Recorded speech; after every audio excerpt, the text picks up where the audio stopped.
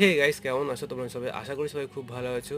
আজকে সকালে ঘুম থেকে উঠে যখন ওয়েদার রিপোর্টটা দেখছি 44/29, মানে সর্বোচ্চ 44 আর সর্বনিম্ন 29। তো সেই লেভেলের গরম থাকবে আজকে। আর ঘুম থেকে উঠেই মা আমাকে ইউটিউব নিয়ে কথা শোনালো। ওটা ভয়েসে পরে বলে দিই। অ্যাকচুয়ালি সকালবেলা যখন ভিডিওটা করছিলাম তখন কোনো কথা বলছিলাম না, শুধু ভিডিওই করে যাচ্ছিলাম। তা মা বলছে কি রে, তুই শুধু ভিডিও করে যাচ্ছিস তো কথা বলছিস না কোনো, তাহলে মানুষ শুনবে কি, শুধু দেখে যাবে? তাই আমি বলছি না, ভয়েসটা আমি পরে দিয়ে দেবো, তুমি যখন ভিডিওটা দেখবে তখন ভয়েসও পেয়ে যাবে। তো এই একটা কথা যে যে কোনো জিনিস বাবা মায়ের সাপোর্ট, বাড়ির গার্জেনের সাপোর্ট যদি না থাকে সেই জিনিসটা ভালোভাবে এবং প্র্যাকটিক্যালি ভালোভাবে করা যায় না।